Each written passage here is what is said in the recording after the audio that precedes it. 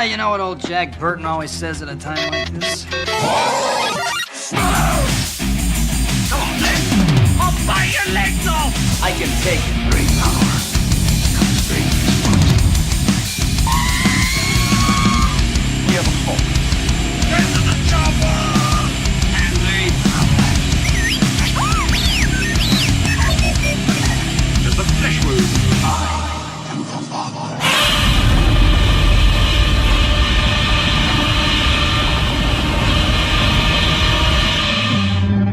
And welcome back to another episode of SludgeCast. Of course, this is your host, Sludge. Matt here. Woohoo. Tyler's here. And then we've got a special guest in the house tonight, Tyler's sister-in-law, Tiffany. That's where you say hi. She's waving. She's actually waving. As we get into this, let's explain to Tiffany real quick that this is an audio podcast. So there's a microphone in front of your face, and you talk into it, similar to what you do every Sunday here at our church. So Tiffany sings for the praise team, so she knows how the microphone works, but apparently she's forgetting. So let's try it again. Say hi, Tiff. Hi, Tiff. There we go. Awesome. Tiff is with us tonight. I invited her the other day because we've got some great topics. Of course, we're going to be going through the history of Batman, The Dark Knight. But then the second topic tonight, we continue on with the console wars, in which we get into the beginnings of the three consoles per war now, because of thanks to Sony showing up. So in this one, you've got the Nintendo 64 and the PlayStation and the Sega Saturn, and Tiffany is a huge 64 fan, so that's why we wanted to invite her and just, of course, have another fun guest. And we thought it would be a good choice and maybe amusing. You listeners may regret our decision later. We don't know, but we'll find out. So I hope it should be pretty fun. So Tiffany's actually married to Tyler's brother, Michael, who I wonder if he'll listen to this episode. Do you wonder if he'll go, I want to see what my wife sounds like on the show, or probably not? He probably will. No, Oh, he will? You guys don't understand. Like, every Sunday after church, we get home and he goes and listens to the live stream. So I'm sure he'll go back and listen to this because me and Tiffany are in on it. So yeah, he'll go back and listen. Because you're on it. Well, from time to time he likes to tease me, but even with Tiffany being on, that makes it all the more reason for him to listen. Are you excited, Tiffany, for him to listen and nitpick your responses? Sure. Sure. She's not gonna care.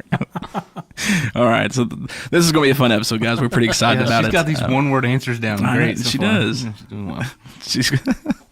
This is going to be awesome. So, again, tonight, the first topic we'll get into is The Dark Knight, the history of Batman. And then, of course, we'll continue on with Stump the Sludge, see if Tyler can take a few cracks at me here and get me wrong on a few questions. And then we'll jump into console wars. And then, of course, end the show with the Q&A with Matt. Now, something new we've started, and this will probably be the last episode that I announced this because we just have gotten in the flow now, but we do alternate. One episode we do a SludgeCast newsreel of things that's happening in the pop culture world, and then the next episode we do a jukebox, and then we just repeat. And of course, the jukebox is what we are listening to. I'd asked Matt and Tyler to pick a song because I didn't want to be the one always picking a song, but we failed. They failed. So Matt, I think, just forgot. These are going to down. So I'm going to pick another one tonight. And actually, I think the one I'm actually going to pick for you guys to listen to, which I think is really cool because it's not technically in my jukebox yet because I don't own it because it's on YouTube. It's promotional. But I do own every record these guys have put out. And that's Memphis Mayfire's new single, The Old Me. Came out just the other day. Phenomenal song. I love the tone of it. Some people have been like, oh, it's not as heavy as other Memphis Mayfire stuff. Well, it's the first single, so it's probably going to be a radio single, so it makes sense. But it's a phenomenal song. Really, really good. I love the melodies and harmonies in it. It's actually coming from the new record, Broken by Memphis Mayfire, which comes out November 16th. Again, stellar band. I'm a big fan of Matty Mullins. Just a quick tidbit about him, the lead singer. He has helped me and my daughter personally in a lot of things. He does a lot of teachings and preachings on subjects on the road. And my daughter went through a phase where she dealt with a lot of fear and actually had to see a therapist on it. Things like she was afraid of her family members getting hurt because of things she saw on the news, like terrorists and whatnot. So something that, a 9-year-old at the time should not deal with. And Maddie had put out a video about fear and how God got him through that. And it was a phenomenal video and just ministered to me and her big time and helped her get through that part of her life. So big fan of the guy. anyways, I'm sure everyone's listening. If they haven't heard Memphis Mayfire, you're going to love them. If you have, I know you love them. Here's Memphis Mayfire with The Old Me.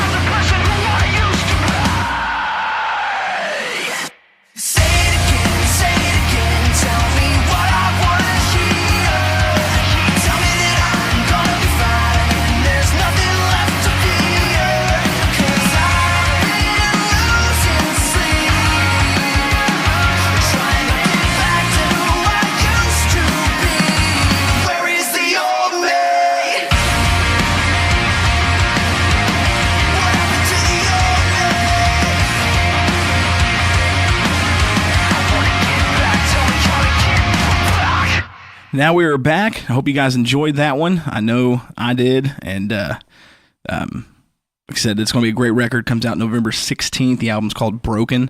I'm excited to see what else is on it. So before we jump into our first topic, being Batman, I want to state something that we've got coming up that's pretty big in November. We here at SludgeCast have decided to do... Thanksgiving? Well, Thanksgiving is, yes. I love Thanksgiving. We're super excited about Thanksgiving. Yes. This is going to be so good.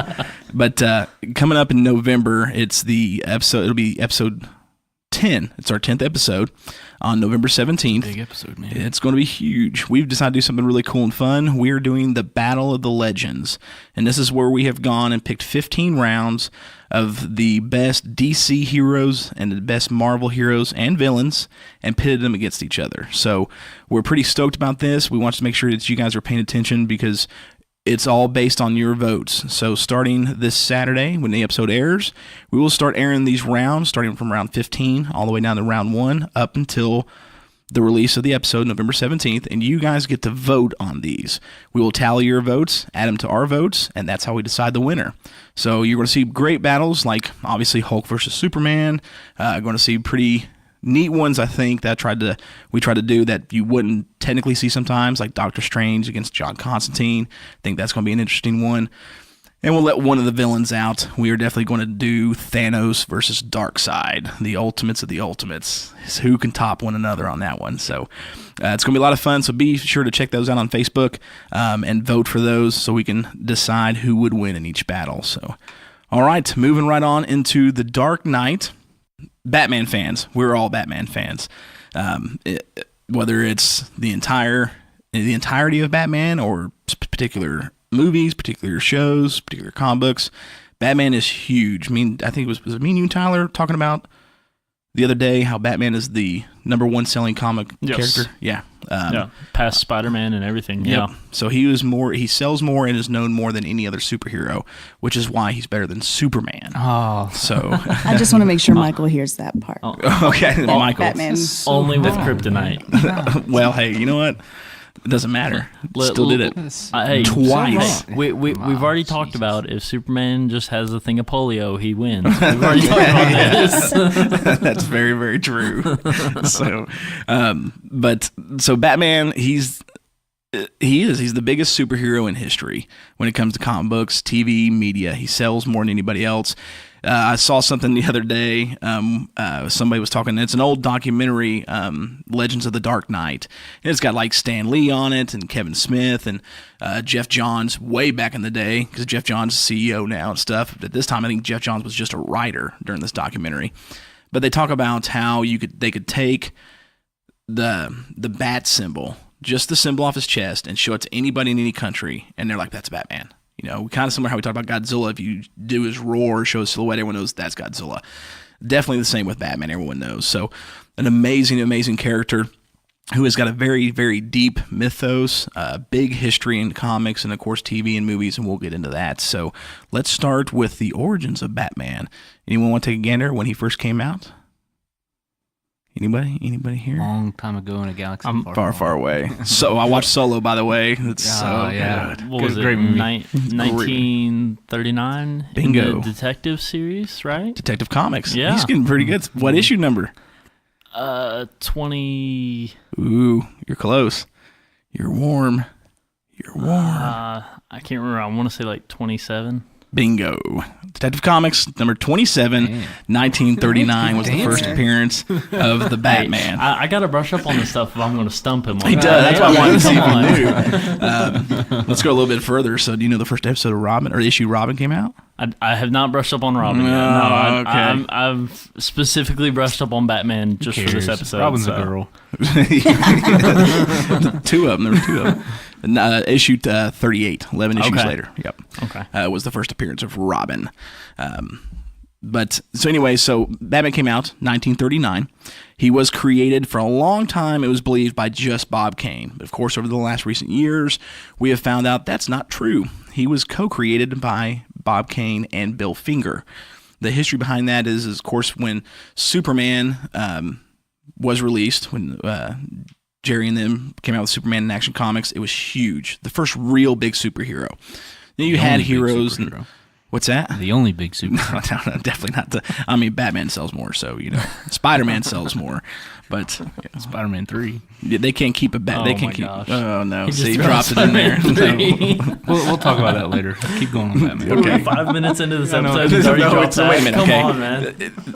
Superman has got more disgraces than Spider-Man, even though Spider-Man 3 is horrible. Horrible. We want to talk Superman movies. Superman 3, Superman 4, Superman Returns.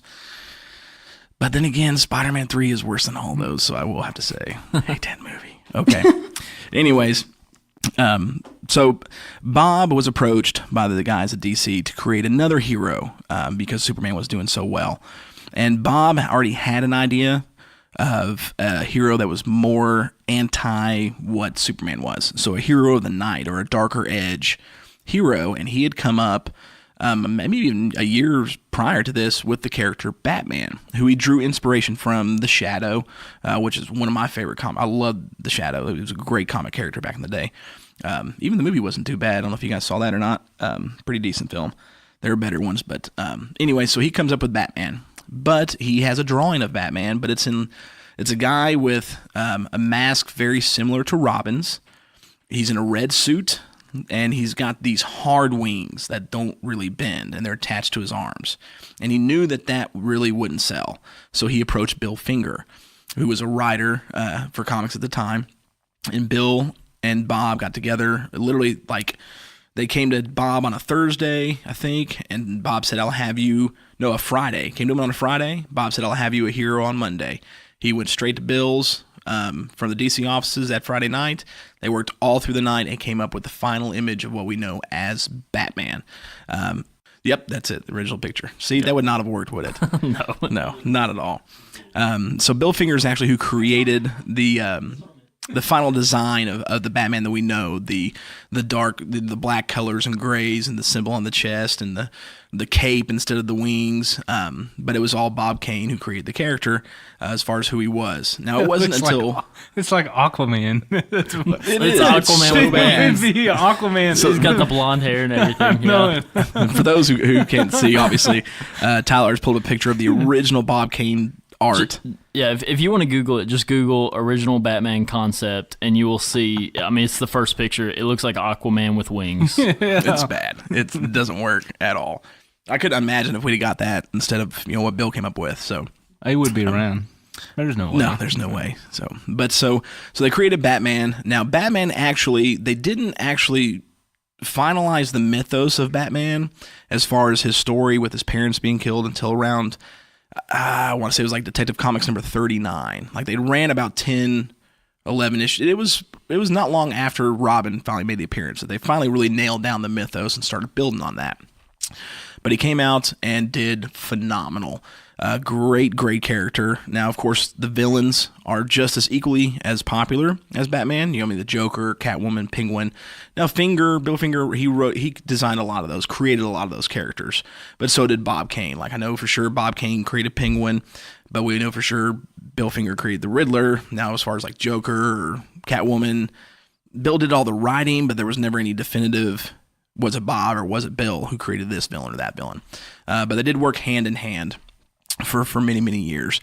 Now, Batman, as he comes through in the comic books, they started very dark in the comic books. Then as he got more popular and things started to change. They really started to change because a book came out in the 50s sometime called The Seduction of the Innocent by Frederick Wordham, something like that. I don't know if Matt may be able to find the name of that guy. But it was a psychologist who had pretty much come out with this book and stated the reason why kids were declining in the way they acted, you saw more crime and stuff. He put the blame on a lot of pop culture stuff, especially comic books. And the comic book industry got hit big time because of this book. And he put a lot of blame on Batman, stating this is why kids are now committing crime. And I mean, see, if it were Superman. Well, we keep a good, clean show. I will not say anything right there. But so Batman caught a lot of rap for it. And of course, this is where the CCA came. The Comic Books Code of Authority came out and to verify that whatever's being released in a comic book was appropriate. So because of this, Batman took a major turn and became very kind of goofy. The Adam West that we see, it didn't actually start with the Adam West show. It really did start in the comic books. And of course, Batman had Robin, but the family really continued to grow more and more and more and more. So they became very goofy and got kind of away from the dark style and origins that Batman did. And it wasn't until 1969 that Dennis, what's his last name? O'Neill and Neil Adams. Dennis O'Neill was a writer for DC Comics and Neil Adams was an artist. They decided, because Batman's numbers, because of this, even though the TV show was doing really good, the comic sales were going down a lot. Kids were just not wanting that goofy, fun Batman anymore. They wanted something different. So Dennis and Neil decided to take Batman and kind of do it as a soft reboot at the time and bring him back to his dark origins. And because of what they did, then of course, obviously in the 80s, it really got stapled. Through the 70s, you see everything really changed in tone, went back to that dark Batman origins, and then Frank Miller hit the scene in the 80s with, The Dark Knight Returns. They did, of course, he didn't do The Killing Joke. Alan Moore of Swamp Thing actually did The Killing Joke. You had The Killing Joke, and Year One. Year One was the other one that Frank Miller did. With those especially, and then, of course, Death in the Family, with the death of Jason Todd, really solidified Batman being a dark hero. I mean, his world is dark, and that's where it's stayed since the 80s, and really hasn't gone any further than that. You know, I mean, you've got all these great superheroes like, I'm trying not to say Superman, but I was getting ready to fill in the blank. But I mean, Superman, you know, you got heroes like Superman, Wonder Woman, and all them that are very lighthearted or lighter tones. Batman stayed staple in that dark, and it's just stayed there from then. So I mean, I think Bob and Bill definitely created the character. He kind of got lost in the comics a little bit, but it was really Dennis, Neil, and Frank who solidified and brought Batman back to who we know today, and has made that the staple of Batman, period. You know, and of course, then the comics go on. You've got great comic storylines. You know, they did a Death in the Family to follow up. You've got a lot of great characters. The Hush series, the Nightfall series, which most people, if they don't know the Nightfall series, is great. That's the series where Bane broke Batman's back. A lot of good storylines and just a pivotal character. And it went from there to... You know, we had the TV series, but then of course he went into the movies. 1989, we saw Tim Burton's Batman with Michael Keaton, which is really good. First thing, she spoke. Yes, I forgot she was here. I love that one. That's probably still my favorite Batman movie. Agreed. I think we've talked about. I mean, Affleck's my favorite Batman, but Batman with Michael Keaton's the best movie. Then I really feel, you can really tell when you look at it, they pulled a lot from The Dark Knight, The Killing Joke, and Year One. Like they really Tim pulled a lot of influences from those, and you can see that in the visual styles. You can really see it in Jack Nicholson's Joker in that movie. So it was phenomenal, and it just went from there. Sequel of Batman Returns, then Batman Forever got kind of a little talk about goofy. Superman movies. Well, we're about to get to the worst of the Batmans. So Batman Forever came out. In which we didn't have Michael Keaton anymore. We got Val Kilmer, who was still okay. Wasn't bad. Yeah, he wasn't bad. I liked Jim Carrey as the Riddler. That made the movie. Oh, yeah. Tommy Lee Jones as Two-Face, I just couldn't get into that. Yeah. But, of course... It was a little bit beyond comic bookish. It kind of went back to the 50s, 60s era, I felt like. And Joel Schumacher, who did that one and the following disgrace of a Batman film, he really did make it more comic booky like the 50s and 60s, where the Burton films were very 1980s, clearly and dark. Schumacher definitely made it Adam West again, kind of. Then followed up by Batman Forever, which or Batman and Robin, sorry, which is the worst Batman movie there is. It's horrible. I mean, there's so many bad things. Well, let's just go. Arnold Schwarzenegger, okay, is not Mr. Freeze. Mr. Freeze is not a muscle-bound, verbally slightly illiterate character, okay, who smokes cigars. And no, I just can't get it. He was terrible. Terrible. They just dipped him in a thing of glitter. Oh, and I hate glitter. So Is that the one Clooney was Batman? Yep, that's one. He did not do too bad. He didn't do too bad as Bruce. He was a great Bruce. Yeah, he was good as Bruce. As Batman, no. Give me Adam West. Adam West is a bad I think what really hurt George Clooney is like they tried to bring in Batgirl. They had so many people in that one movie, and you couldn't focus on him. Yeah, it was tough. I think that hurt him being Batman. There was just so many bad choices in that too. Yeah. I mean, Chris O'Donnell, I didn't mind as Robin. No, he wasn't bad as Robin. His portrayal as Robin in Batman Forever was better than Batman and Robin. They just got too goofy. The Batman Visa card, the Batman nipple suits, like, is such a bad. I totally forgot about that. It's horrible. I mean, Uma Thurman wasn't bad as Poison Ivy. No, she was good. I thought she was pretty good. Alicia Silverstone did not make a good Batgirl at all. No, and Bane. That wasn't Bane. No, it was terrible.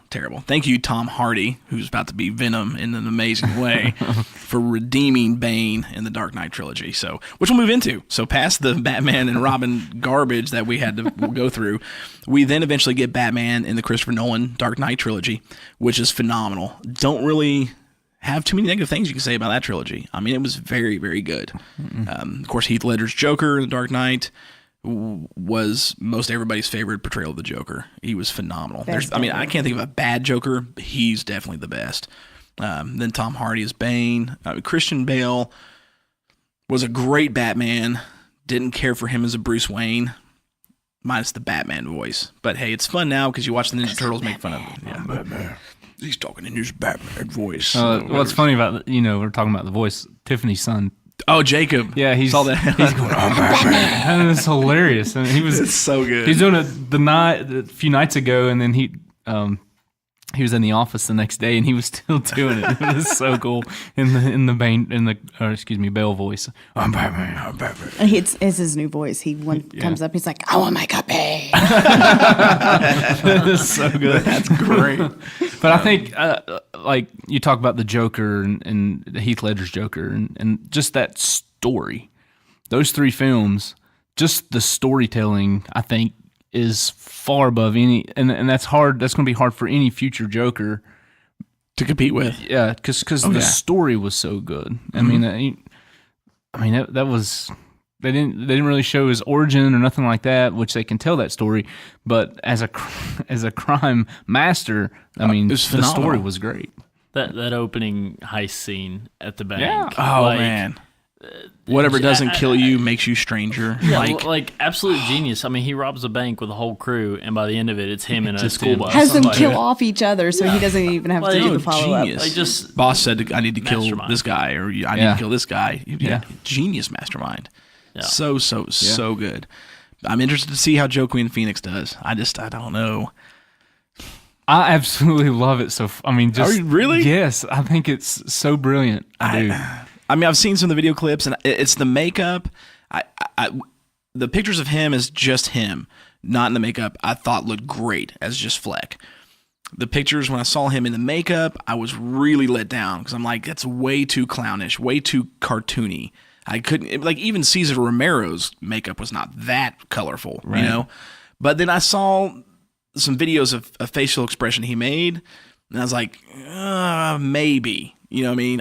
It's all going to be about the performance with that movie. So if he sells it, I can get behind it. You know what I mean? But just from what I got right now, I agree with the makeup. I had actually told Sludge the first time that I saw it, I was like, it kind of reminds me of like Pennywise. So it doesn't seem like a Joker face. It looks like a Pennywise on that. But that's what I thought. It'll be good. Yeah, we'll see. So we got that one, and then of course we got Jared Leto coming back as the Joker again. Yeah, I'm excited about that. That's gonna be great. I liked his Joker. I loved it. He's really Nicholson was really the gangster. Joker, and I would see. Ledger's was the anarchist by all means, but then Leto's is really the mob boss crime lord. You know what I mean? The dude you really just don't mess with because he'll take everybody out. Just I think it's gonna be good.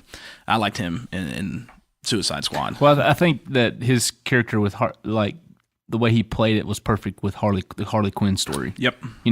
Harley Quinn wouldn't have worked with Jack Nicholson's Joker. It wouldn't have worked that way. But his portrayal worked perfect with Harley Quinn, just that messed up crazy people. I think it's really, really good. Yeah, and if you guys listen and haven't heard, they've actually turned a script in for the Harley Quinn Joker film, and they've stated that the opening sequence, Harley Quinn kidnaps the real life Dr. Phil because her and Joker are having relationship issues, and so they kidnap him to fix it. It's perfect. I think that's brilliant. That's awesome. When I heard that, I'm like, I'm all in for this movie. Hopefully they get Dr. Phil to play Dr. Phil, which I don't see why he wouldn't. But anyway, so back to Batman. So of course you had those movies, and then we've gotten the new Batman with Ben Affleck, and Batman versus Superman: Dawn of Justice, and then of course the Justice League film. There's been I feel like with him, it's you hate him or you love him, maybe more so. Hey, really? Don't like Affleck as Batman. Oh, she can go now. I feel like with him, he was the perfect middle ground. Where we talk about how, like, man, I really loved Bale as Batman, not as Bruce. Loved Michael Keaton as Batman. Did not like Val Kilmer as Bruce, but liked him as Batman. There's always one or the other. I feel like Affleck has been the most perfect medium. Like, he is not as good as Batman as Michael was, but he's a better Bruce than Michael was. So I feel like he fills a good middle ground for me, which makes him, to me, the better he plays Batman. the overall role better. Yeah, I agree. He handles it very, very well. And Tiffany, your opinion doesn't matter when it comes to I'm just kidding. I will say, like, as far as a Batman for me, I like the Bale Batman actually better. But I get what you're saying. He plays a better middle ground. anytime Bale was outside of the suit, I was like, yeah, I don't really like. I don't know this if it was as the much. haircut or if he just went too far into the obnoxious Playboy role. You know, but just couldn't do that one. I So can see what you're saying there, though. But of course, so he's been in movies forever. TV shows, obviously the Adam West Show is the only live action one we've had, but we've had tons of great animated shows. Batman the Animated Series was, with Mark Hamill and Kevin Conroy as Batman, absolutely phenomenal. All through the 90s, they either just released it on Blu-ray or about to. Arguably the best. No, there's no argue. It is the best Batman animated series that's been out. There's a lot of them. I mean, even the Batman show is really good. There's a lot of good Batman cartoons, but the Batman animated series is top. I may even go as far as to say it's the best superhero cartoon show I've ever seen. I mean, it's so good. And excuse me. With that one, actually, did you know that Harley Quinn got her origins in the animated series? Mm-hmm. So she was never actually a comic book character. She was created for the show, became so popular, she then went to the comic books. Wow. So great show. So Batman's been a huge staple. I mean, we see him in Halloween costume. I mean, how many kids have tried or wanted or have been Batman at least once for Halloween? I was, loved being Batman. Yeah, my oldest daughter, she was Batgirl one time. I think one of the first times, and I don't know why, because it wasn't like we didn't. I mean, I like Batman, but I didn't sit around and watch Batman movies all the time. Right. And she's just like, I want to be because Batgirl. Both of my kids want to be Batman for the fall festival. Let them all be Batman. I mean, with Batman, you've got so many good characters too that has come from the stories. I mean, look at Robin. You've had 4 Robins. Well, technically 6 Robins. Because you got the 2 girls, Kate and Stephanie, I think was the other one's name. But they were like alternate timeline universe stuff. Because you got Kate in The Dark Knight Returns, which was just really kind of a one-off odd story. So they don't really count them because it was such a short role. But as far as the 4 main Robins, so Dick Grayson, then Jason Todd, Tim Drake, and now Damian Wayne, the son of Batman, who have not only just been Robins, it's grown further from that. So you look at Dick Grayson, first original Robin, now Nightwing. You look at Jason Todd, the Robin that was killed, now the Red Hood. Then, of course, Tim Drake has now moved up to becoming the Red Robin, and then now we've got, Damian Wayne as Robin. And each of them has branched out into their own comic series. Obviously, now we're getting him on the Titans that's coming. You've got Dick Grayson and there's Jason Todd in that one. So it's pretty cool that you've got those characters that's grown, and they've spawned their own series and their own villains. You've got characters like Joker, who's had his own comic books and spun his own things. Same with the Riddler and Two-Face. And I think Batman especially, you've got all these superheroes that's got great villains. I think Batman's got the most iconic villains. I mean, just of anybody. Because, if you go through, I was thinking about this the other night. I'm like, okay, name 5 Superman villains. Like, quickly. I couldn't. I eventually did. I'm like, Darkseid and Brainiac, and started going through. I'm like, okay, you got these guys. But it took a minute. Same with, Spider-Man. Tons. Green Goblin. We can go through. But Batman, it's like they're on a whole nother level of villains. The Joker, the Riddler, Penguin, Catwoman, Ra's al Ghul, the Killer Croc, Scarecrow. These villains are, I think, just in a whole nother ballgame compared to other superheroes' villains. And I don't know if it's because, Batman doesn't have any actual superpowers, and a lot of them do, and it makes just them rich. Yeah, he's just rich. Yeah, I love that in Justice League. What's your power again? I'm rich. So Batman's been huge, and of course I think for as a young child, as a boy, he was definitely one of my favorites because he didn't have any superpowers. So you've got all these great heroes you wanted to be or play out to be that had superpowers. Here was this man who went through an epic tragedy as a child, but without any powers has, beat up Superman. Like, he's beaten the greatest villains. He's went toe-to-toe with great heroes. He co-leads the Justice League with Superman, and he doesn't have a single superpower whatsoever. So I thought that was just awesome. Makes him a great, great character. Anything you guys want to add for Batman? I think going back to Ben Affleck, sorry, but I think his portrayal of Bruce Wayne and Batman is something we haven't seen before, and that's why he was to us more successful as a Batman because he made him human. Where he, like in Justice League, you know, he has to tend to his wounds. You actually see that when he's taking his suits off, or Right. whatever, you know, and he's bruised. I think that brought his portrayal of that in that role brought a lot to the forefront and say about Batman, just because he is human. Yeah. When Superman picks him up and he's like, "Do you bleed?" And he throws him away. He gives no, don't give me that throw. He gets up, okay. But I love the line he says after that. He's like, "Yep, something's definitely bleeding." Yeah.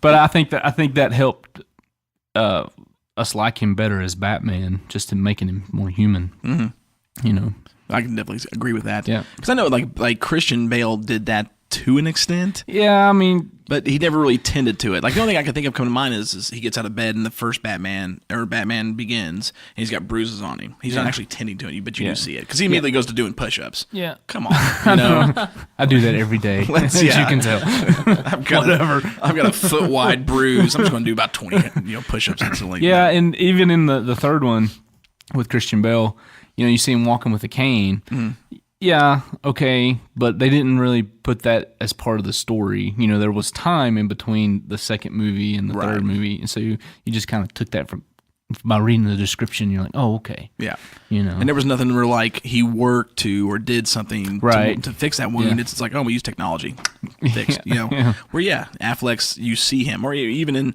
in Justice League where his shoulder's out and he's having to put that back in. I mean, you really do see that with him. Or even in Batman versus Superman, where he completely obliterates Superman.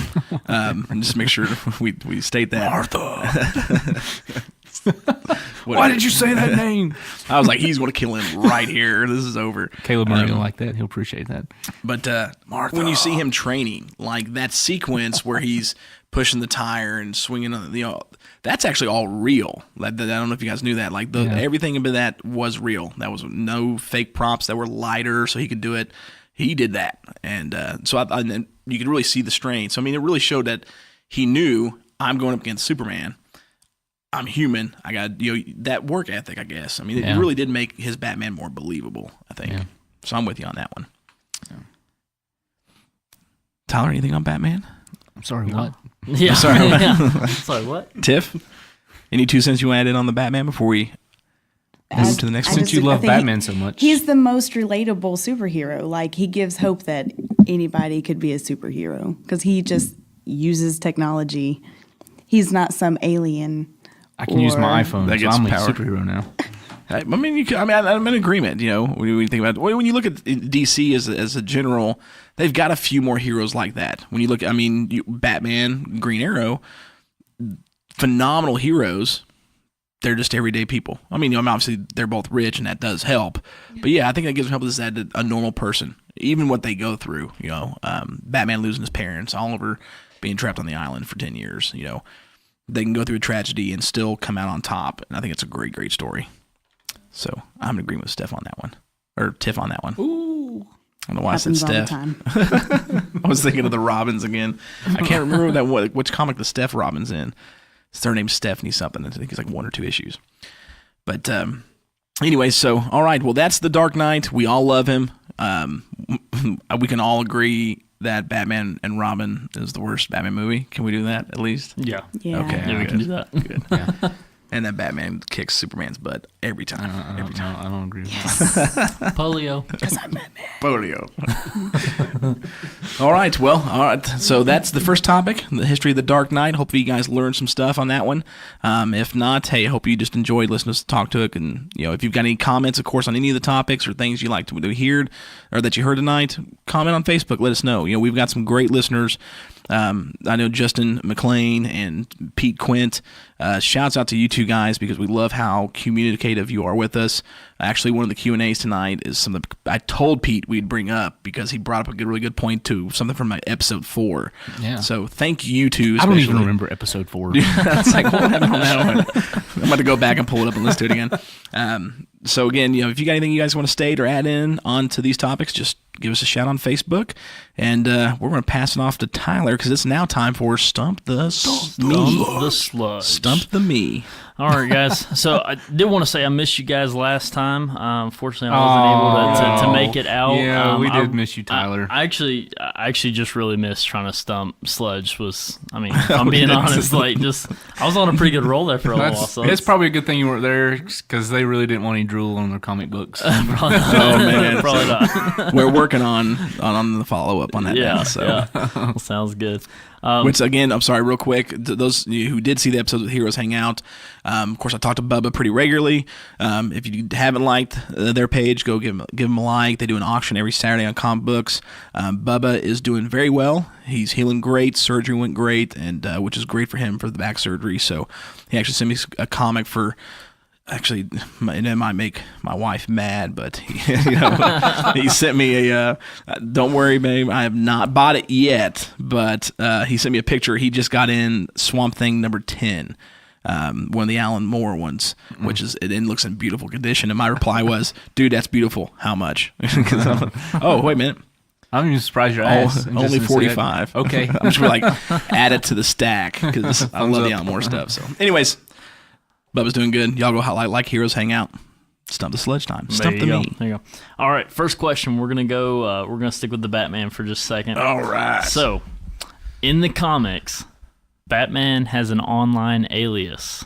What is his online alias? Batman has an online alias. Yes. My reaction right there to tell you I'm not going to get this right.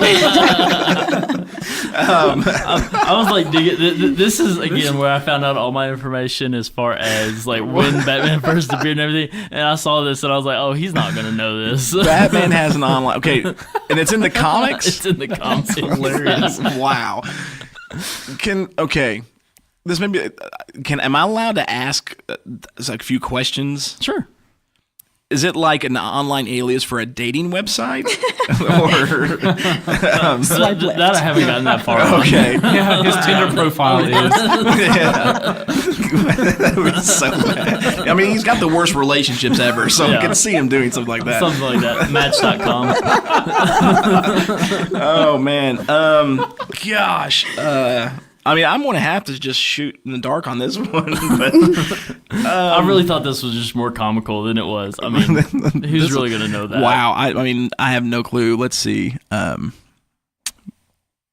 just going Darkwing Duck. Darkwing Duck. I mean, that's a pretty good guess. No, it's actually just John Doe 297. John Doe 297. What? Are you serious? Yeah, that's in the it's comics, on the internet. Batman, It has to be true. Alias is John Doe 297, and I checked this on multiple sources. This is not just what issue is that in? Matt, you got that? No, can you? I mean, that is so. That's very interesting. We'll have to pull that up. But yeah, I did because I was like, that's too random. So I pulled it, and several different sites all confirmed the same thing, that in the comics he had some type of an online account, and his alias was John Doe 297. Which, actually, I mean, it makes sense considering. Well, I don't know. He's Batman. He can hack anything. You know. But I never thought about him having an online handle. John Doe 297. And it's funny because we spelled John John. This is Jon. He didn't even spell it right. He spells it wrong too. I would love to know what issue, the first issue that's in. That's very, very interesting. I was sitting here thinking about I was telling Sarah, I'm like, I wonder what Tyler's going to ask.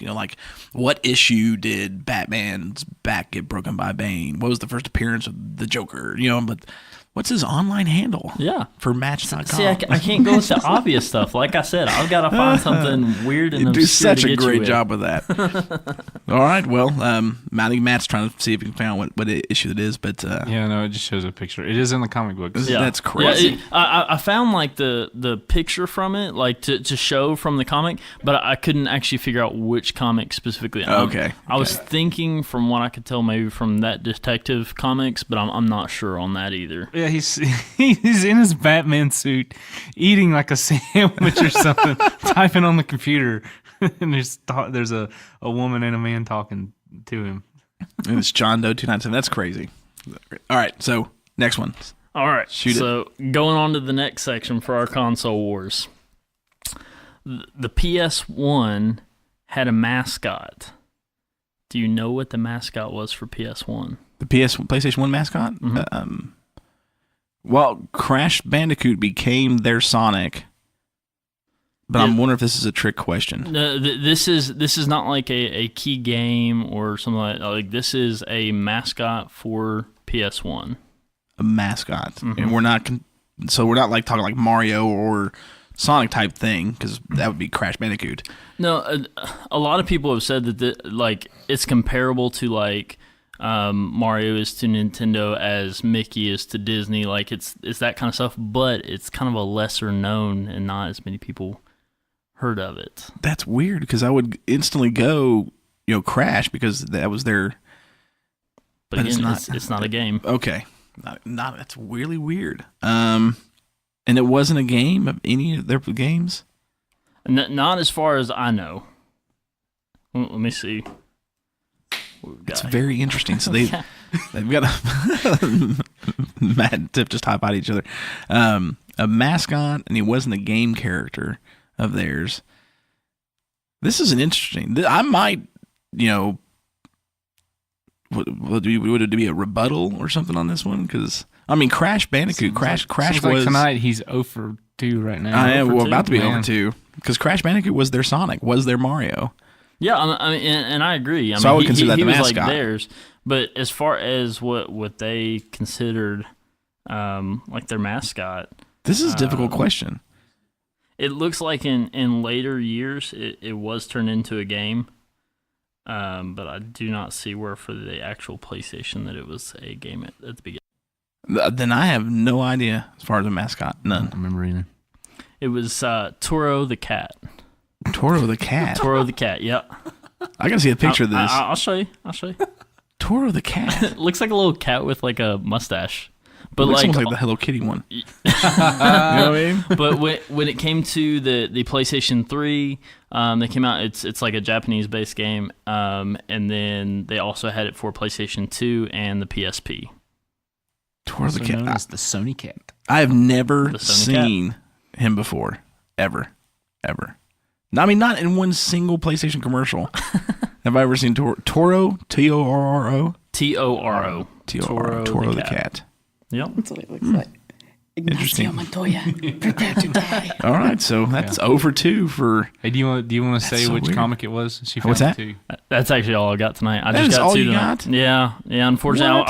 I was trying to find some more for going into the 64, but every time I came out with something, I was like, he knows that, because I knew it. I was like, there's no way. So I'm gonna try and come up with some more maybe going forward. But tonight we just had the 2. Just the And 2. man, we went 0 for 2, man. 0 for Come 2 on. for a cat For a cat. that I refuse to And believe is John the mascot Doe for 297. PlayStation. That was good. I had no idea about that one. I learned on that one. Toro. Which was in comic book. Did she have it in mind? Detective Comics Volume 1, 845. Yeah, number Issue 845. 845. Okay, I'm going to look that up. Volume 1, 845. Detective Comics. That's pretty good. I want to see one commercial with Toro and a PlayStation. I'm refusing to believe that one. That one I've got to refuse to believe. I'll have it pulled up for you by the end of You the got show. to just so I can see it. This from me and Tyler, because that's driving me crazy. Because I've never seen Toro, but you see all the commercials with PlayStation. You had Crash all over the place because he became their big.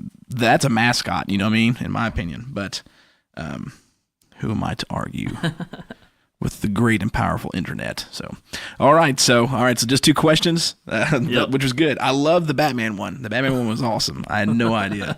If anyone else knew that, let us know, because I had no idea. No idea. All right. So moving on to the next topic, which hopefully we'll hear a little bit more from Tiff on this one. It's time for the next console wars. Now, this is the first console war, and from here on out, we will continue to have 3 systems on each one. The previous ones we had 2 because there was really no other big competitors, but this is the console war where Sony has finally officially stepped into the game. Now, obviously, we'll lose Sega in 2 console wars, but that's also the console war we gained Microsoft, so there'll always be 3.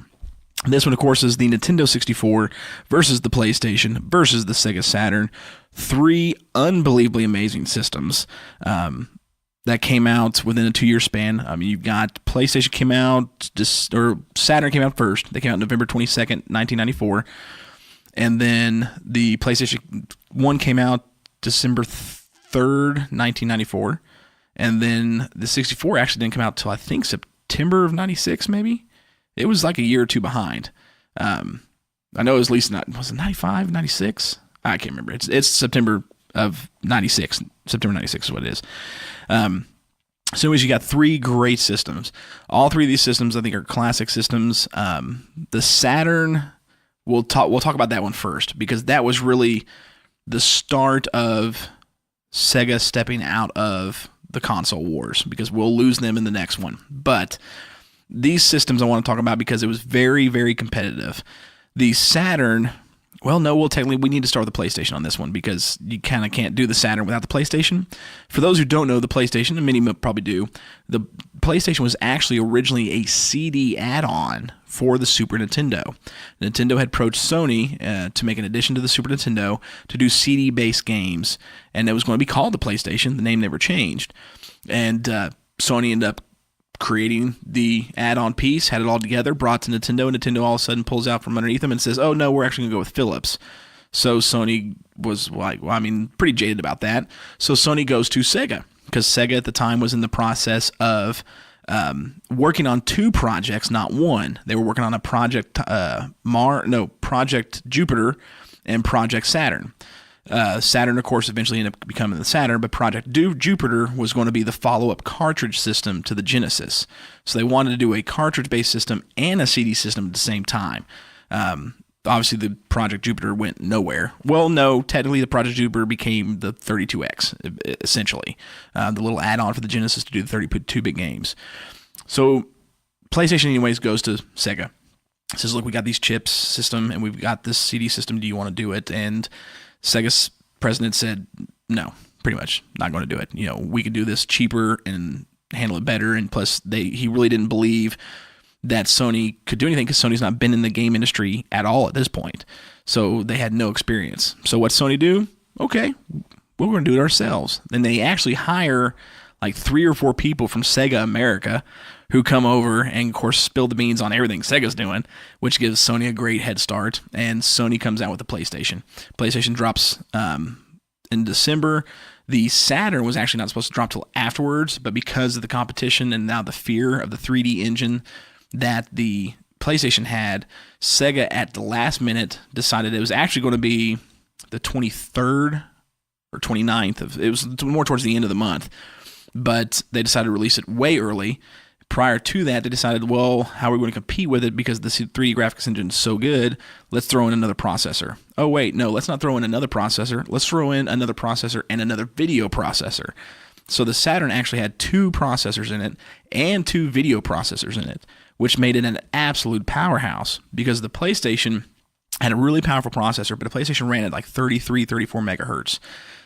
The Saturn, each of its core processors ran at 28 megahertz. So both of those processors together ran much faster than the PlayStation. The video processors were also much faster. The PlayStation went up to, I'm trying to think of the resolutions. Gosh, that's a small resolution. I can't think what it is. It's non-HD. Yeah, well, it's definitely non-HD. Like 360 by 480, was pretty much the max that it'd get up to. The Saturn couldn't even go as low of a resolution as what the Sony PlayStation can go to. It actually ran all the way up to 720 by something or other. So, it went above 480. Now, a lot of TVs couldn't really run at that rate, but the Saturn pushed big time. Had more memory, had better graphics, had way more processing power than the PlayStation. But the problem with it was that it was not developer friendly. So you had to code the Saturn a certain way to utilize both processors. And in order to use the extent of both video processors, you had to be able to use both computer processors in it. The development for that for developers was extremely difficult because it still included binary code and C, so it was not easy to program games for it. And a lot of the programming software that they had to make great games that did utilize it, like Sonic R and Panzer Dragoon, Sega kept to themselves. They didn't give it to the third-party people. So because of that, eventually, honestly, is what killed the Saturn. You didn't have great third-party development because of that, because they just didn't want to spend the time or the work involved to utilize both CPUs. Great idea, bad decision, and Sega gets hit again, like they have a lot lately in our console wars. But then, of course, you got the PlayStation. The PlayStation, running off the CD, made storage great. So, gone are the days, when you have a cartridge, cartridges could actually only go up to 64 megabytes of storage. A CD on one disc is 700 megabytes. If you get to this something like Final Fantasy VII, which has 3 and 4 discs, you're talking a gig and a half of data that you can put a whole game on, which was great. And CDs were cheap. They did not cost much to make, which made profits of the game. It was just a bigger moneymaker because cartridges were actually really expensive to produce. If you got a $40, $50 cartridge, it's costing Nintendo or Sega or whoever $30 to make it. They're not making a big profit. CD costs a few cents, sell it for $40, $50, huge profits. Especially for Saturn too, but Sony made a big profit margin off of the CD system. Then, of course, comes Nintendo. Nintendo coming out with the 64 was huge. Originally, it was called the Ultra 64. Actually, it was called Project Reality, then went from Project Reality to Ultra 64, then finally to just the Nintendo 64. The 64, spec-wise, annihilated both the PlayStation and the Saturn. The 64 actually had a 64-bit processor in it. The other two had 32-bit processors. Granted, developers didn't know how to fully utilize it or take a lot of code to fully utilize the 64-bit processor. It was still there. It had more RAM initially. PlayStation had 4 megs. Saturn had 4 megs. 64 had 4.5, so technically just a little bit more. But then, of course, you can double up the memory with the expansion and get 8 megs RAM on that one. The graphics chip, of course, was much faster. Graphics chip ran at 64 bits. Or the 64-bit processor ran at 62 megahertz on itself. It did the 720. It was a beautiful graphics chip that was in that. Now, then they have the games. And I think that's really, because I don't want to get into the history of all the companies, I just want to talk about the specs, because from here on out, that's really where it's going to come down to, is because every console war from here on out, it's so close to the systems as far as the graphics and the capabilities that games are really going to make a difference. And I think that's what it came to here. I think it's pretty easy to say that the Saturn definitely loses this console war, because it lost. Too expensive to make. Developers couldn't make any games because both processors was too hard to program, and it didn't have a huge library. Now, of the 3 systems, games like Daytona, I will say, like Daytona USA for the Saturn was absolutely gorgeous. It had more pixel rates than any of the 3 systems. So it had the ability to be the best of all 3. Unfortunately, due to the limitations that they stuck themselves in, adding so much to it, it killed the system. So it's really going to go between the PlayStation and the 64. So, on paper, the 64 annihilates the PlayStation. In production and use, it's going to be a whole different ballgame there. Because kind of how Nintendo's done in the previous with the Super Nintendo and Nintendo, when we talked about how they did with the third-party games and licenses and allowing so much, they kind of continued that with the 64. And then, of course, the problem there too was the cartridges cost so much and was so limited. However, the perk to the cartridge versus the CD, no load times. So when you go through and you look at Mario 64 versus Resident Evil, 2 even, or 3, there was no load time, and the graphics were significantly more beautiful in Mario 64 than it was in one of the Resident Evil games, or even like Metal Gear Solid. And that's because of the cartridge. So that was the one perk about the cartridge, was you didn't have to deal with that, which was great. Then, of course, you didn't have to buy a memory card because you could save straight to the cartridge. PlayStation, you had to buy a memory card. Another perk to the 64 was 4 players out the box. First system. Didn't have to buy a multi-tap, nothing. You could put 4 controllers in and go to town. The multi-tap. Oh, yeah. Well, the Saturn actually had a 6-port. Did you know that? Which is crazy. 6 people. Like, the only game they could do that with was Bomberman. And Bomberman, you could play up to 10 players, I think. Yeah. On that one. I remember we tried one time to put 2 multi-taps in. That didn't work. No, not at all. I think I tried that too for like a Madden game. Yeah, that's what we were actually doing for. It was me and my cousins and brother and a couple other guys. We tried to do 2 multi-taps. didn't work. No. So when it comes to two, games and the library is really, I think, where it comes to between the 64 and the PlayStation. Now, technically, Super Mario 64 sold more copies than the actual system did, and sold more copies than any PlayStation game ever did. So Super Mario could just be the winner in this one completely. I mean, phenomenal Agreed. game. He's always the winner. He is. Mario That's always me, wins. Mario. So now that was the first game that Charles Martinet fully voiced Mario. He did like some new Super Nintendo ones, but in Mario 64, he did voicings for everything. So all the voicings in that was Charles. And then actually, when you if you left the controller laying there and Mario would go and take a nap and start dreaming, that was actually Charles's idea. So I thought that was pretty cool. That was actually not Miyamoto's idea. That was Charles's. They put in there. So I thought that was pretty sweet. So really, it's going to be game versus game. So let's start throwing off some ones here. That's something we haven't done yet, and I thought it'd be really cool.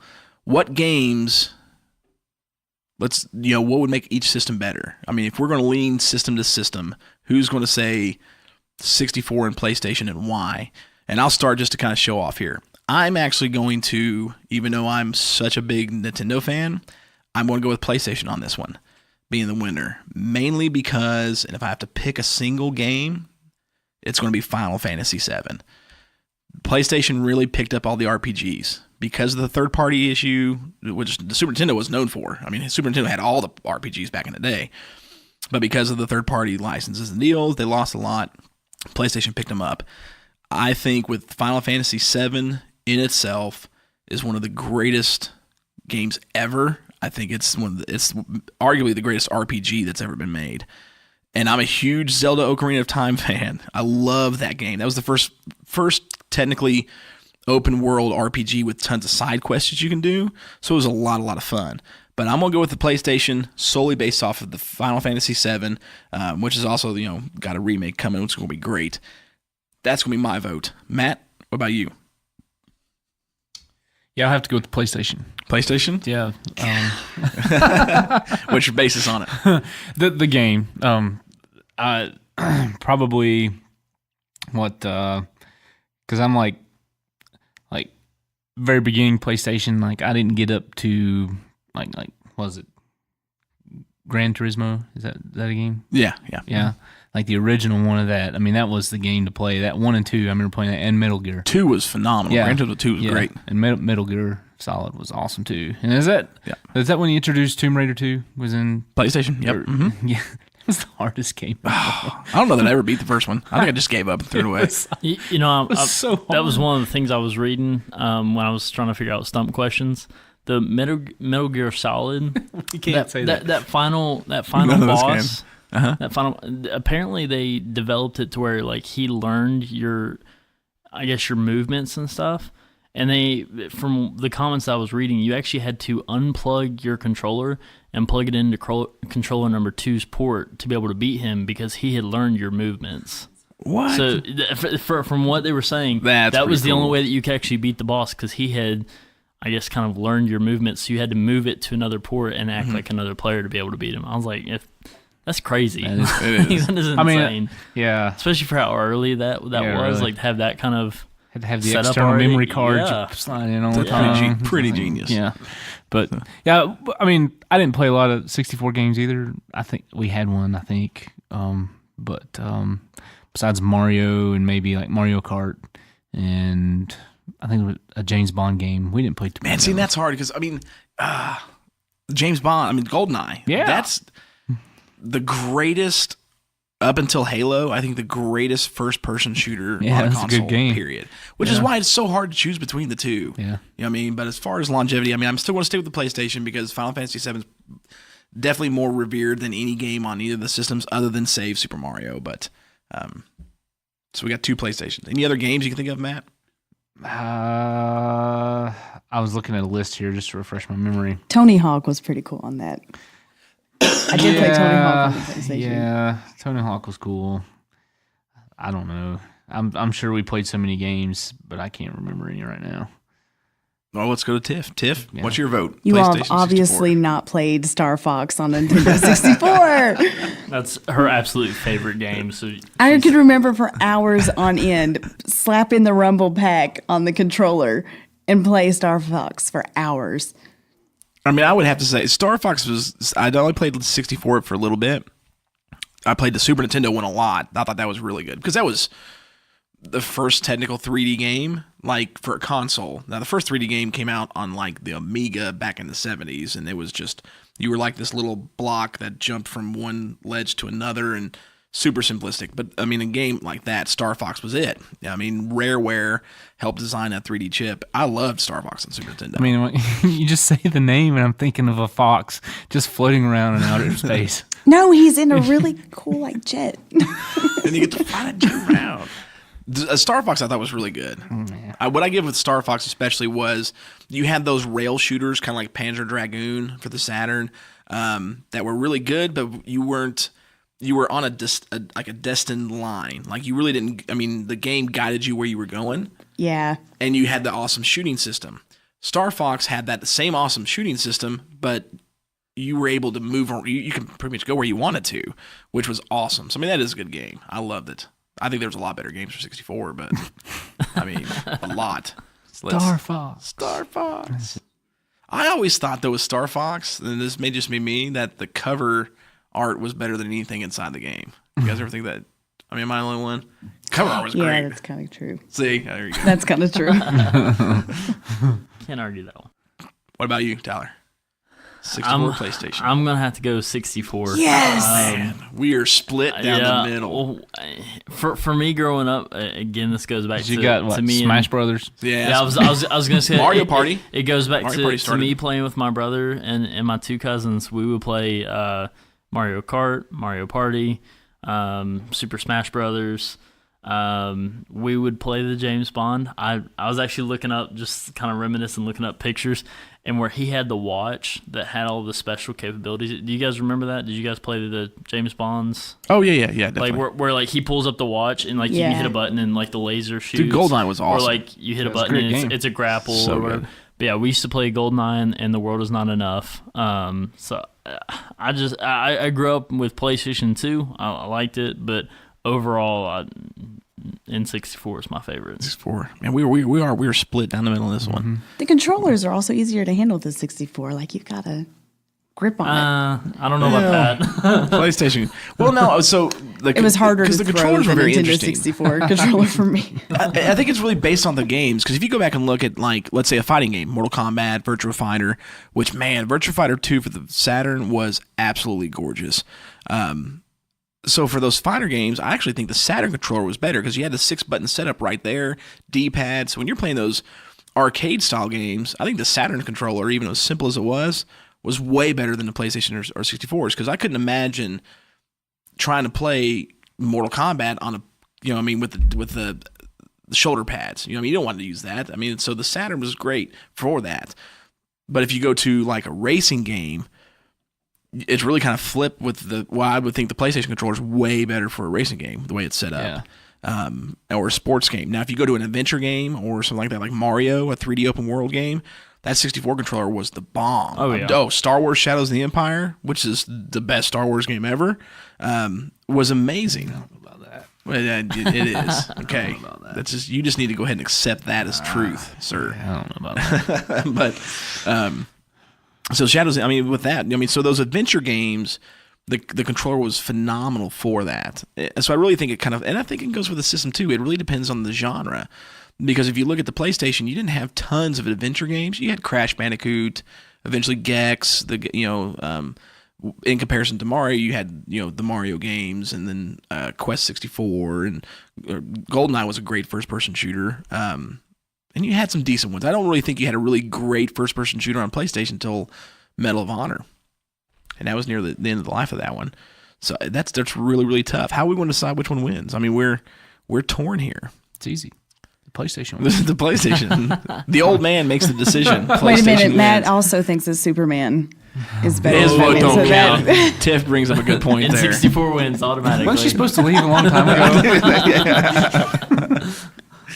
But that's okay. Tiff, make an art. I've not played PlayStation or 64, so you've got to sell me the 64. Why is the 64 better? So let's pretend I've never played either system. The This is your job. You're on here for Because there's this this system. game called Star Fox. I've not had a lot of a lot of experience with the PlayStation. I mean, it's cousin's house a few times, and I hated it, so I never really got into it. That's the greatest sales pitch I think ever. Okay, so It's what? like, no, that one stinks. Go with this one. Go this one. Yeah. Okay. All right, it'll work. I mean, so the idea here is like, okay, for the 64, you've got this game, this game, this game. This is why it's better than the PlayStation. Well, I guess for me, the visuals even seemed better on the 64. I can agree with that. I really can. Looking at both of them. Because the games were way better looking. I know how to win this argument. You know how to win the Yeah, argument? I do. How? The Nintendo has Mario.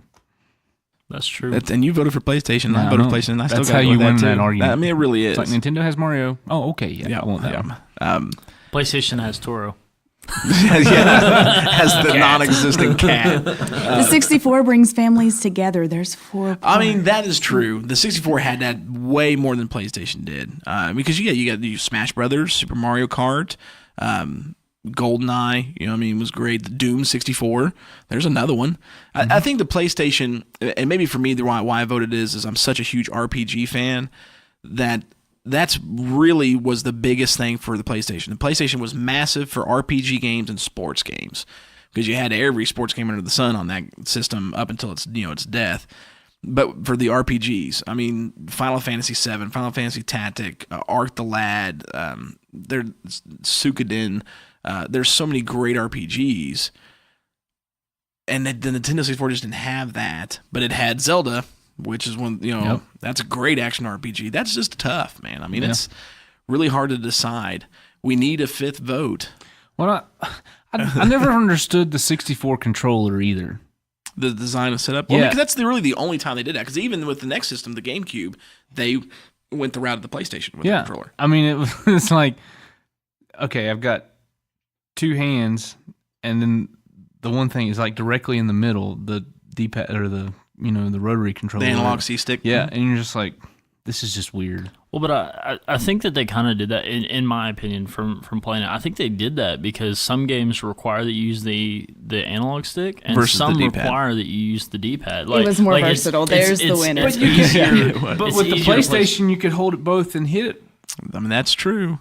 Because I remember seeing ads for the 64 controller when it first came out. So you had like when they were doing like Electronic Gaming Monthly and stuff like that. One picture had the hands of whoever the person was on the C stick and the D-pad, and I think the next picture had them on the the controller or the C stick, and then the other pad holding the buttons, and then another one had the D-pad and this one.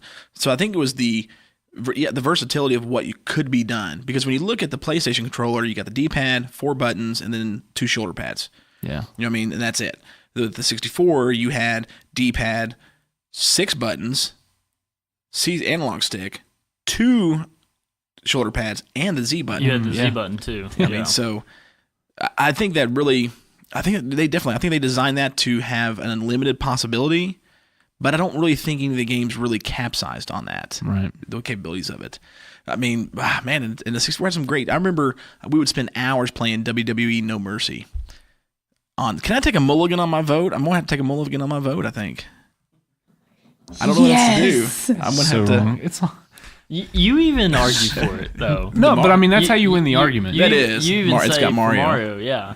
I mean, I it's agree. tough. I agree. The 64 controller was not the best. Like the layout was weird, but I think that their idea, like I said, was that you play one game like this and then you play the other game like this, and I think that's something that Nintendo's always done, and especially starting from this point, all the way from the next several wars, is the innovations, because that's what we're going to innovate. Where from the PlayStation to the PlayStation 2 to the PlayStation 3 to the they got PlayStation it right 4. the first time. It's just like, you don't have to change it. Well said. Well played right there. and we're still at a split decision. There wasn't much change. I mean, I do give that to Nintendo, and that's one of the things I loved about Nintendo, was that. And it's hard to do. I mean, that's a hard decision. Now, on paper, when it comes to sales, the PlayStation did ultimately win that generation. when it comes to it. So, I mean, the PlayStation was the true winner when it comes to sales and longevity. Well, they had to what, keep producing games until like 2006, wasn't it? Yeah. Just because of how popular. I mean, that's 12 then, years of course, ago. Yeah, Like that's then you've got the like we think about how far That's we've like as come. old as Tyler is. No, yeah, I guess being the youngest in the room. But what I was gonna say, like with how far we've come in games, I mean we're on to the PlayStation 4 now, Yeah. and to think that, I mean, just over a decade ago we were still on the first one. Yeah. Like that's how popular that was. That they were still making games up and- until 2006. I definitely got to put my hats off to them because, I mean, we hadn't seen that. I say we, and me and Matt are the only ones that's played these older systems because we were around back then. So me and Matt hadn't seen something like that since like the Atari days, because I mean Atari ran till 92, wasn't it? Something like that. I mean, so over a decade. So no other system since the Atari had done sales like that for so long and had that much demand until the PlayStation. Yeah, I mean, I can't forget the mulligan. I got to go back to the PlayStation again, man. I mean, because it just... Okay, I wasn't thinking staple. about there's been more PlayStations. Call of Duty is pretty awesome on PlayStation. And the first one came... Well, see, now the first one comes with the first PlayStation with Medal of Honor. Medal of Honor was the only one on PlayStation because the actual sequel, World at War... No, what was the second one? Call of Duty... or Medal of Honor 2, I can't remember what it was called, came out for the PC, and then the third one came out for PlayStation 2. So that series did start on PlayStation, and it was the first PlayStation. And it's huge today. Frontlines, I think it was Medal of Honor Frontlines may have been the second game. Anyways, that's PC, but yeah, I mean, that's a huge franchise. But then again, I mean, so what franchises has Sony brought compared to franchises that Nintendo still dominates with, you know? Yeah, I mean, yeah, when it comes to a game. Which they end up getting more as they come through, you know. I mean, with PlayStation 2, as we get into that, when the next console war, you see series like God of War, which has become huge. You got to continue the Call of Duty games, or Medal of Honor games, because it's the same series. I think it changed to Call of Duty when Activision bought the company that was doing Medal of Honor. Anyway, so PlayStation has a game called Pepsi Man. Pepsi Man. They had Parappa the Rapper. Do you anybody remember that game, Parappa the Rapper? No. Oh man, there was some interesting games on the PlayStation, but 64, man, it's tough. That's good. So on paper, PlayStation wins. In the house, we're split. We're torn. I'm trying to think of what would be my best memory of the two, and my best memory has to go to the 64, but I'm still going to go to the PlayStation. I remember the 64 comes out, and me and my best friend Tommy skipped school that day to go get the 64 and the newest Metallica album. And then we go back home to play it, and we're playing it, and it's awesome. And his older brother BJ had taken us, and then BJ ends up stealing the 64 from us that day. And then we didn't get it back for like a week or something like that to play it again. We played that, especially WWE, or no, it was WWF at the time, No Mercy, where it was the first wrestling game where you can create your own character. Man, I mean, hours on end. We'd get home from school, I'd go straight to Tommy's, or I just, he lived near the school, so we just walk over there and we'd play No Mercy from 3:15 till 2 a.m. It's just such a great game. I think that was with us. We got our Nintendo 64 for Christmas, my sister and I, one Christmas morning opening the Nintendo 64. And up until that point, we only had the Atari and the classic Nintendo of my parents to play. So we're playing Duck Hunt and Mario all the time on the system. Oh, so you didn't have the Super Nintendo either? No, we went straight from the classic and Atari to That Nintendo had been 64. like a just mind shock for you just to go. I mean, you missed a whole generation of video games. That's crazy. But the 64, man, that is so good. Did you guys know, and this is really off topic real quick, that the second controller from the Nintendo controlled the Duck and Duck Hunt? No. That hit the news the other day. Like, a lot of people started sharing it on Facebook and, everywhere. So apparently, the second controller, when you plug it in on Duck Hunt, would control the duck. Yeah. Wow. So you can play that two-player. I want to do that now. I want to get a Nintendo and be know. like, because you could make some people mad. One person being the duck, that's so much harder of a game. So the 64 was great. I mean, we got a 64. We had them all. I mean, because me and my dad are big video gamers, so we had every system that was out. My mom would be like, "Oh, how are we going to feed ourselves? It don't matter. We got a PlayStation. We'll scrounge for something." But no, it wasn't like that bad. But we always had the systems, and 64 just had more memories. I think for me, playing with my friends, and again, 4 ports automatically, so it was a much bigger family game. What was between the Nintendo 64 or playing Pocahontas on Sega? So we stayed with the 64. 64 all the way. The 64 had some really, again, innovative stuff that was really cool. I mean, they had, of course, the extra memory add-on, the jumper pack, of course, all the extra buttons for the controller, but then you also had that adapter for Game Boy. Because then at the time for Game Boy, you had the Pokemon series, which was huge. And then they come out with Pokemon Stadium for the 64, in which you could take your Pokemon from the Game Boy by putting your game into this little adapter and then plugging it into the 64 controller, the controller port, and then you can import your Pokemon from Game Boy into the 64 and play them on, in 3D in Pokemon Stadium, which was really, really cool. Couldn't do anything like that on PlayStation. But man, PlayStation had a much bigger library of games. Much bigger library of games. We're never going to be able to settle this. Nope. So it's split. Just put it on Facebook. Let the people PlayStation wins. So see who doesn't on Facebook. Y'all answer. We are split down the middle. Yeah. Let them decide. So y'all decide when you listen to this. Comment on it. Tell us what you think. PlayStation or 64. We'll tally it up, and that'll be the winner. So, because we can't decide here. So, all right, let's move on because we can keep talking about that one for a bit. Big fans of that. Tiff, is there anything else? Because we did invite you for this one on the 64 that you want to throw in? Only if we want to bet on the Nintendo 64 winning. Only want to. Are you a gambler now? This casino coming to Bristol is just messing with everybody. Yeah, it is. That's like the 5th time I've heard it in the past 2 got? weeks. $20 if you do this. I'll give you 5 Oreos. I'm going to go. What are you betting? 5 Oreos. 5 Oreos. 5 Oreos. That the 64 wins? That the 64 wins. I'm going to go with. I'll bet you let's do a pack of Oreos. Pack of Oreos. It'd be Okay, no. easier to do a pack of Oreos. If the PlayStation wins, I will bring you your drinks for 2 Sundays in a row. My word.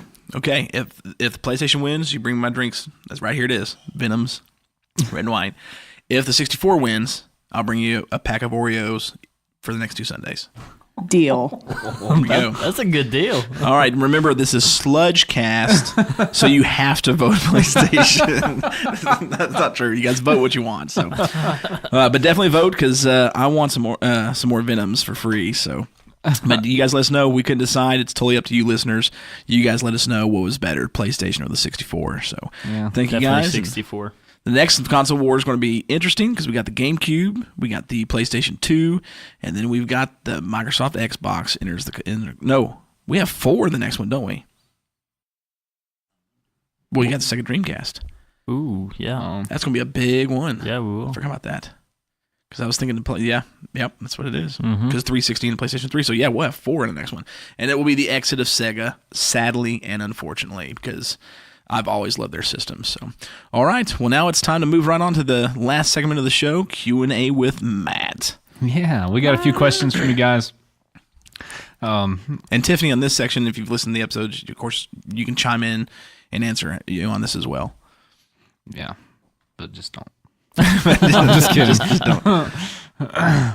Okay, so a few questions from these are all from Facebook, I believe. The first one, and I had to look up this guy's name, and I don't even know if I'm saying the second guy's name correctly.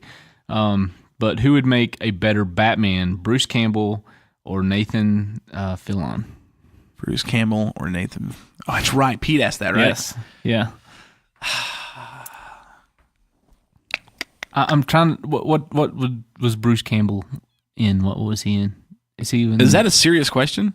I don't know. I'm offended at this point. Bruce Campbell. Are you kidding me? Bruce Campbell. Yeah. Okay. First off, Spider-Man. Okay. He's got a cameo in every Spider-Man movie because of Sam Raimi.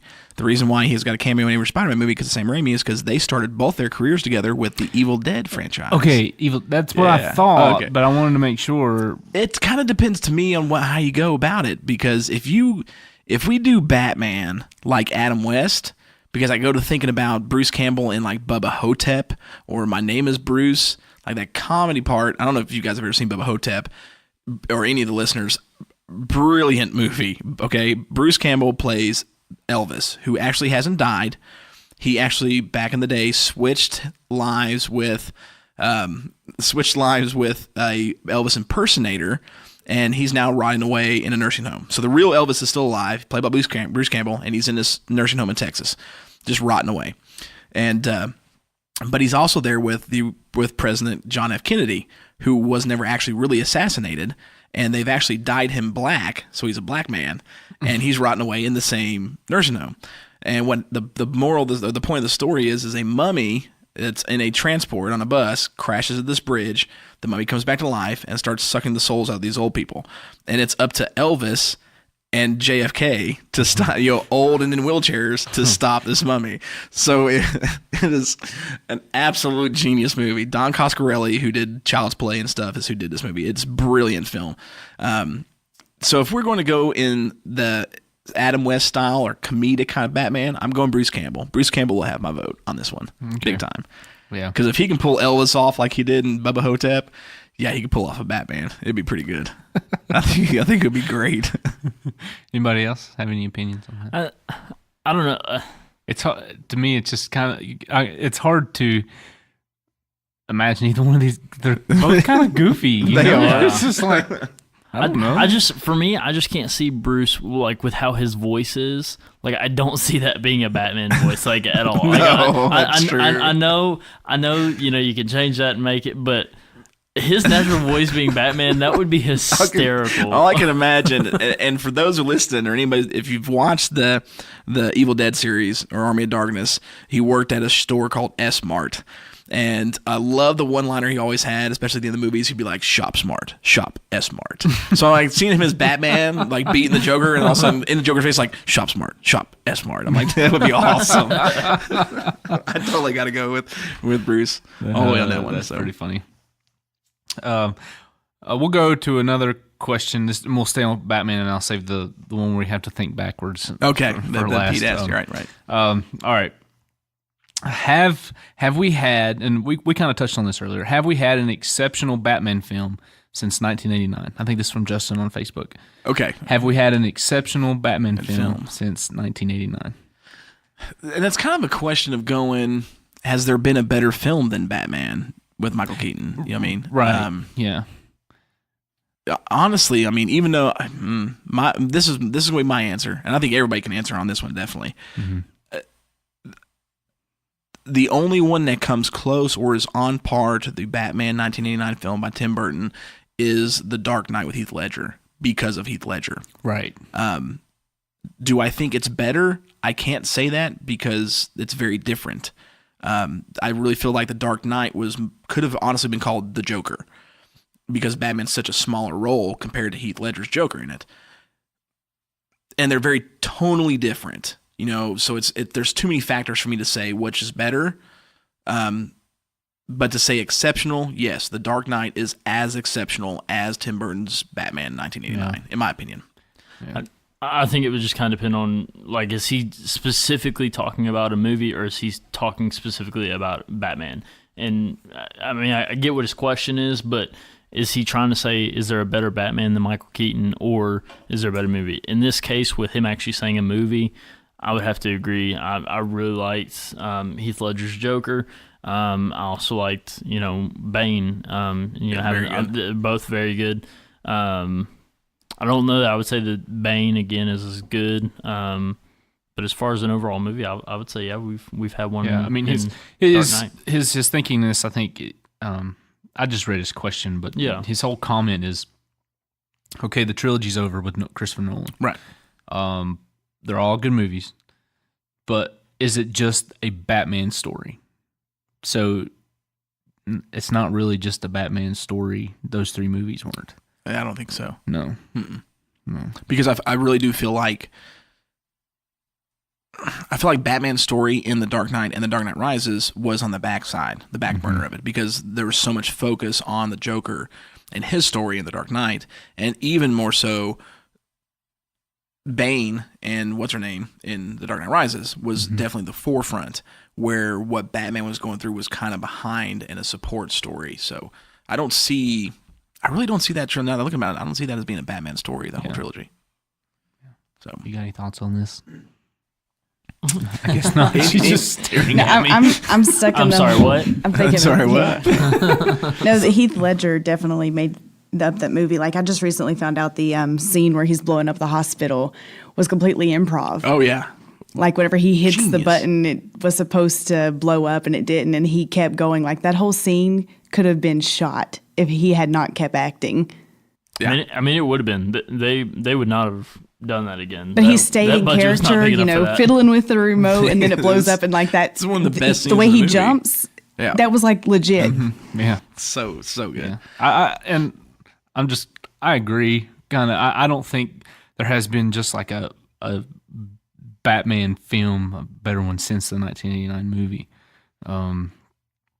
I was really looking forward to that with Ben Affleck to get a solo film. And hopefully that happens, Yeah. but we'll see. I don't know that it will, but I don't know.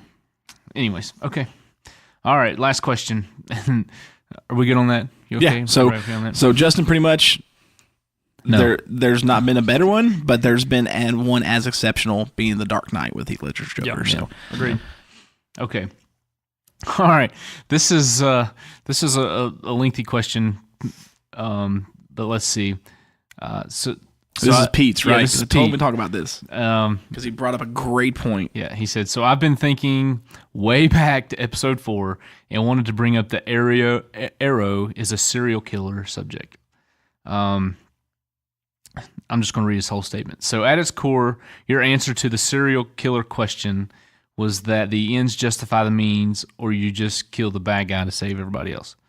That makes you a hero. He's going to bring up 2 counters to this, and they're both from Marvel. Number 1, Kingpin, which is in Daredevil, season 1 on the Netflix series. Wilson Fisk genuinely believed that everything he did was for the betterment of Hell's Kitchen. In his eyes, he was doing good by buying up properties in the slum with the intention of tearing it all down to rebuild the neighborhood into a utopia. By creating a better place to live for the residents of Hell's Kitchen, doesn't that justify any deeds done to complete the task? And do you want to go ahead and give the second example too? Because I don't think even they. have the second one. Oh, okay. But let me see if he put it on. He did. The second one was Thanos in Avengers: Infinity War. Yeah, I don't know why I didn't copy that. So he does what he does for the betterment of the universe. Yes. So, and that's a good point he brought up. So, we didn't label Oliver as a serial killer Right. because he justified the means. Yeah. So, does that truly make Thanos and Kingpin bad guys?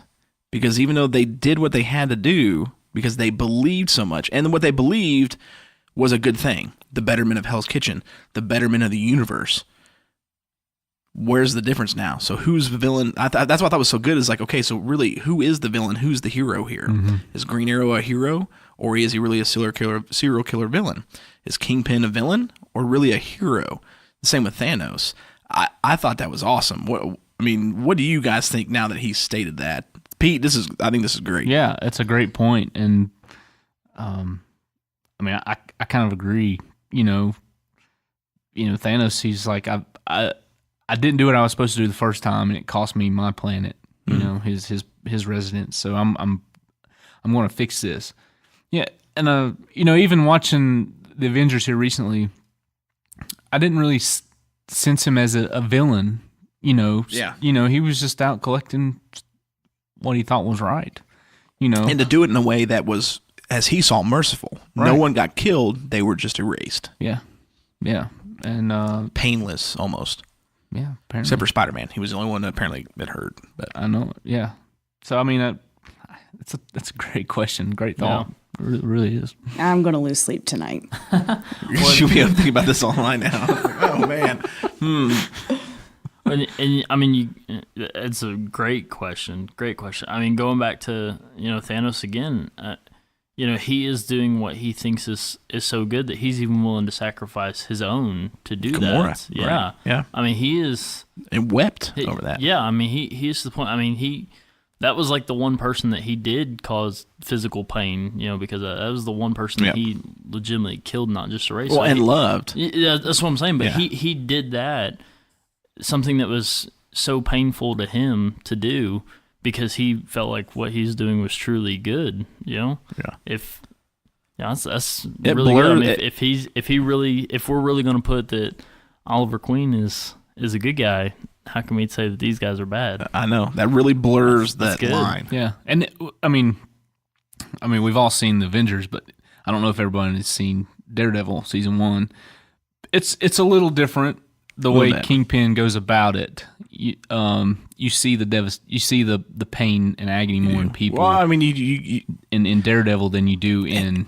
It's difficult because if I go back to Kingpin in the show, I have to instantly, one, because of how blown away I was by the scene. The guy who comes in on his date, the Russian brother, he just, and I don't know, have you ever seen Daredevil, Tiffany?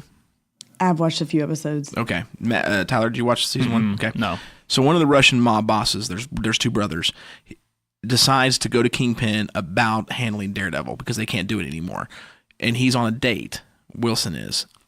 And all the dude does, and doesn't even really do it very rudely, he does interrupt his date and says, I need to speak to you.